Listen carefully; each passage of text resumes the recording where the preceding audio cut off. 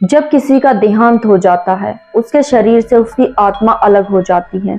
तो क्या उसकी आत्मा दुखी होती है अपने शरीर को छोड़कर, अपने परिवार के मेंबर्स को देखकर कि मैं इन्हें छोड़कर चला गया हूँ या चली गई हूँ, या फिर खुश होती है इस सांसारिक मोह को छोड़कर, उस शरीर को छोड़कर जिसमें उसने इतने दिन निवास किया। कैसा महसूस करती है एक आत्मा एक शरीर से निकलने के बाद? आज इस वीडियो में मैं आपको बताने जा रही हूँ एक रियल इंसिडेंस जो सचमुच आपको हैरान करके रख देगा। आपको पता चलेगा कि इस शरीर को छोड़कर आत्मा कैसा महसूस करती है। काफी इंटरेस्टिंग टॉपिक है ना। और अच्छी बात तो ये है कि रियल स्टोरी है, एक रियल घटना पर आधारित है, जो कि सरोज जी की डेथ होने के बाद उनकी आत्मा क्या महसूस कर रही थी। उनके पड़ोसी ने बताया, जो कि उस समय महज 11 साल के एक बच्चे थे और आज वो एक 30 साल के व्यक्ति हो चुके हैं, जिन्होंने हमें ये स्टोरी शेयर की है। इनका नाम दीपक है। आप भी ना सचमुच इस स्टोरी को जानने के बाद, पूरा समझने के बाद ये समझ पाएंगे, महसूस कर पाएंगे कि शरीर से आत्मा निकलने के बाद ऐसा ही सोच रही होती है, यही महसूस कर रही होती है। नमस्कार दोस्तों, मैं तमन्ना फिर से एक बार स्वागत करती हूँ आपका आपके ही इस YouTube चैनल में। इस चैनल में मैं कुछ पैरानॉर्मल इंसिडेंट्स, हॉरर स्टोरियों, कुछ पौराणिक कथाएं लेकर आती हूँ।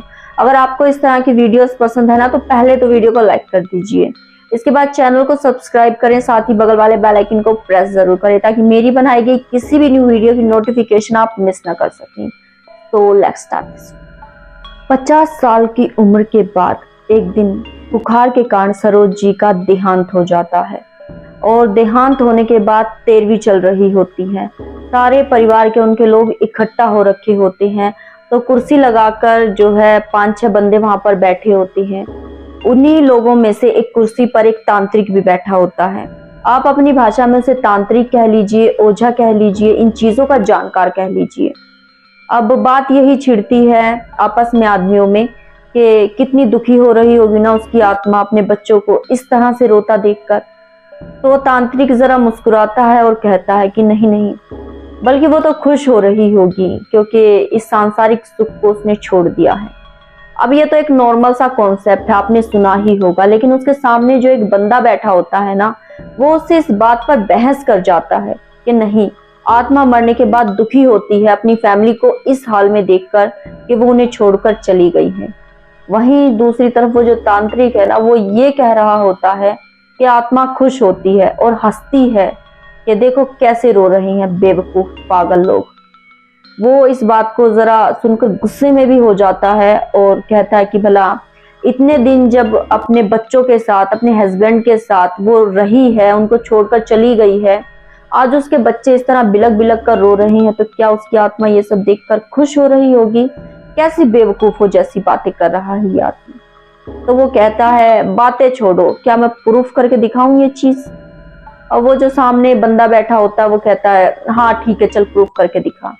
अब ये जो बातें हैं ना, जो मैं आपको ये स्टोरी बता रही हूँ, आज से लगभग 15 साल पहले की हैं। तो 15 साल पहले 500 रुपए काफी ज्यादा हुआ करते थे, आप रिलेट कर पाएंगे। तो इन दोनों में 500 रुपए की शर्त लग जाती है। 500 रुपए की शर्त लगने के बाद अब ये बंदा कहता है कि तू मेरे साथ छत पर चल, तुम्हारी जो छत है, क्योंकि उसके पड़ोस का ये बंदा होता है जो बहस कर रहा होता है। और ये जो तांत्रिक होता है ना, जो इन चीजों की जानकारी रखता है, ये दूर से आया हुआ था कहीं 13वीं पर। अब ये जो तांत्रिक होता है इस बंदे की छत पर चला जाता है। इन दोनों की छत आपस में अटैच थी। ये सरोज जी की छत थी जो उस दिन गुजरी थी, और उनके ही बगल में उनके पड़ोसी की छत थी, जो जिद कर रहे थे इस बात पर कि मरने के बाद बंदे की आत्मा दुखी होती है। तांत्रिक उससे कुछ सामग्री लाने को कहता है, उससे 5 लड्डू लाने के लिए कहता है, एक नींबू और कुछ तिल वगैरह, काले, ना जाने क्या क्या सामग्री कहता है। आप छोड़िए इस बात को, कुछ सामग्री लाने को कहता है, मुझे भी ध्यान नहीं है अब क्या क्या सामग्री बताई थी उन्होंने। तो कुछ सामग्री लाने के लिए कहता है और छत पर एक कपूर जला देता है। कपूर जलाने के बाद वो कुछ मंत्र उच्चारण करता है और एक लड्डू पर कुछ मंत्र फूंक देता है और कहता है कि ये लड्डू खा तो सीधा नीचे चला जा। अब ये जो स्टोरी हमसे साझा की है ना जिसने, दीपक जी, ये उस समय महज 11-12 साल के एक बच्चे थे।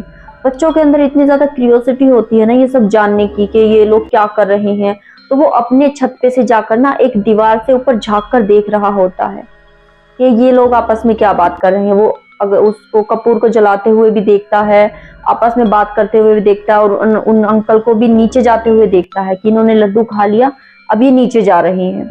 नीचे जाने के बाद वो देखकर हैरान हो जाते हैं कि सरोज जी की आत्मा उनके पास में एक पेड़ लगा हुआ था, उस पेड़ के ऊपर बैठी हुई है और हंस रही है।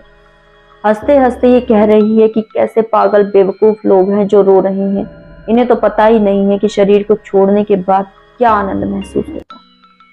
वो देखकर एकदम डर जाते हैं, हक्के बक्के रह जाते हैं और देखते हैं कि यहाँ तो इनका शरीर पड़ा हुआ है और इनकी जो आत्मा इस पेड़ पर बैठकर हंस रही है, सबको देख रही है, अपने बच्चों को रोता हुआ देखकर हंस रही है। ये सब देखकर वो काफी ज्यादा हैरान हो जाते हैं और तांत्रिक के पास जाते हैं और कहते हैं कि भाई जो तूने किया है ना उसे हटा उतार, और मुझे नहीं देखना ये सब, मुझे इनकी आत्मा को नहीं देखना, मुझे नॉर्मल कर दे। अब वो कहते हैं कि अब तूने ये लड्डू खाया है ना, इसका असर लगभग रात के 12 बजे तक रहेगा, 12 बजे के बाद इसका असर उतरना शुरू हो जाएगा। सरोज जी की आत्मा उसे भी देखकर हंस रही होती हैं और कहती हैं कि देख पा रहा है ना तू भी मुझे। अब जो बंदा अपने सामने डेड बॉडी पड़ी है उसकी आत्मा को इस तरह से बोलते हुए हंसते हुए देखे, उसकी तो भाई मतलब डर लगेगा ना। ऐसा ही सीन हो जाता है उनके साथ। वो डर कर काफी ज्यादा कांप जाते हैं। उन्हें 1 हफ्ते तक फीवर रहता है, डॉक्टर से दवाई वगैरह दिलाते हैं, इलाज करते हैं, और आज तक वो इस कॉन्सेप्ट में नहीं पड़ते कि भूत प्रेत क्या होते हैं, उन्हें देखना है, उन्हें महसूस करना है। आज भी उनसे कोई पूछे ना कि शरीर छोड़ने के बाद जो है क्या होता है क्या नहीं होता, तो वो बता तो देते हैं कि आत्मा जो है शरीर छोड़कर खुश होती है, मुक्त हो जाती है, लेकिन इस टॉपिक पर जो है किसी से बहसबाजी कभी नहीं करते, बिल्कुल नहीं करते। तो ये जो स्टोरी दीपक जी ने हमें भेजी है, मुझे भी ये सुनकर काफी ज्यादा अजीब लगा कि सचमुच ऐसा भी होता है। जो भी है, आपको क्या लगता है, क्या आत्मा इस शरीर को छोड़कर खुश होती होगी या दुखी होती होगी? आप अपना भी जो है पॉइंट ऑफ व्यू, आप अपनी भी राय मुझे कमेंट के जरिए जरूर बताइएगा। साथ ही अगर आपके पास भी है कोई ऐसी स्टोरी जो दिल को छू जाए, दिल दहला दे, आपको हिला कर रख दे, आप मुझ तक भेज सकते हैं। आपकी स्टोरी आपकी किसी फ्रेंड की, आपकी किसी रिलेटिव की, तो मैं उसे भी अपनी आवाज में जरूर इस चैनल पर सुनाऊंगी। अगर मुझसे कोई गलती होती है वीडियो में, आपको किसी तरह के सुधार की जरूरत लगती है, तो आप वो भी मुझे कमेंट करके बता सकते हैं। मैं अपनी गलती को सुधारने की पूरी कोशिश करूंगी। साथ ही लेती हूँ आपसे फिलहाल अलविदा। मिलते हैं इसी तरह की किसी इंटरेस्टिंग नेक्स्ट वीडियो में। तब तक के लिए अपना अपने परिवार का ख्याल रखिएगा। आप सभी का कीमती समय देने के लिए धन्यवाद। नमस्कार।